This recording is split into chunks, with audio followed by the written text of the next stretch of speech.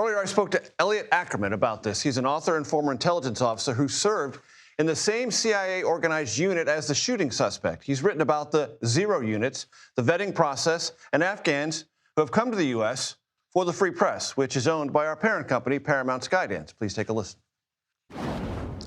What were the zero units, and if you were an Afghan, how did you become a member of one, Elliot? Well, the zero units were a paramilitary force that worked with CIA during the entirety of the Afghan war, and their mission was largely to hunt down senior members of al-Qaeda and the Taliban, and also to secure parts of the border between Pakistan. And it depended on each unit how someone would come into one of these zero units, but they were largely recruited tribally.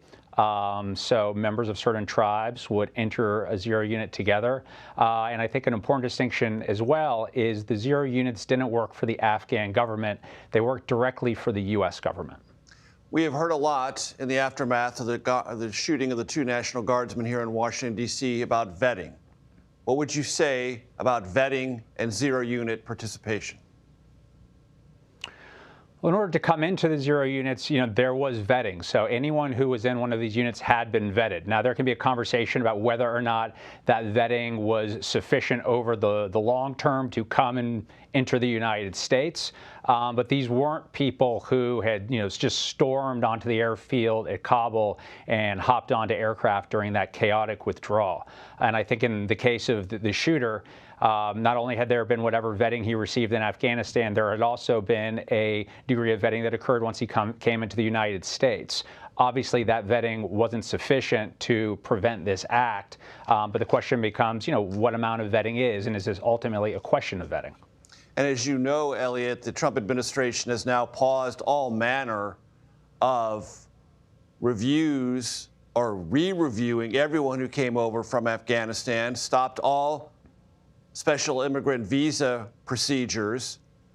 And you write in your piece in the Free Press, when a member of the veterans community in America, perhaps burdened to the point of collapse with the violence he has seen, acts out in inexcusable ways, do we paint the entirety of the veterans community in such broad and derogatory strokes? We know that's wrong. It's wrong here, too. What's your broader point?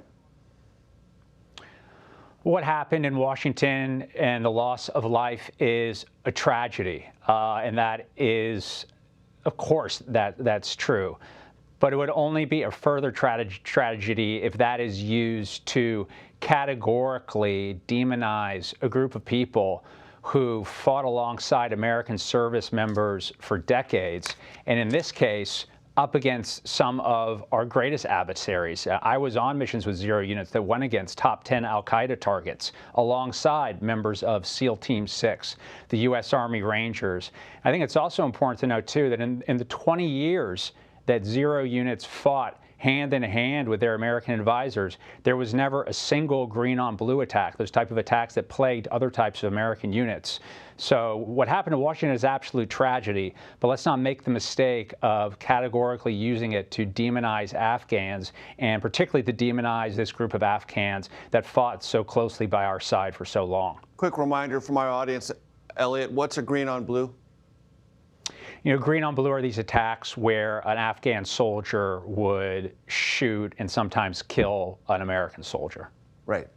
And is it possible, and we don't know, Elliot, I'm not asking you to read anyone's mind, that life in America would be dislodging sufficiently so to bring back trauma from Afghanistan and create a mixture of emotions and rage that we haven't quite figured out? I can't get into the mind of this shooter, and I don't, really want to. And I'm sure some of the motive will come out, in the days and the weeks ahead. But violence has a very long tail. Whether you're Afghan or whether you're American, I'm an American veteran, and I can tell you members of the veterans community have struggled to reintegrate into life at home. And when they act out. We don't demonize the entire veterans community, and we shouldn't make that mistake in the case of Afghans that are coming here to start their lives, some of whom are trying to get green cards, and some of whom, too, now, who I fought alongside, are now American citizens. So I think it would be a very big mistake for us to categorically demonize this group of people. Elliot Ackerman, Free Press, I appreciate your time very much. Thank you. Thank you.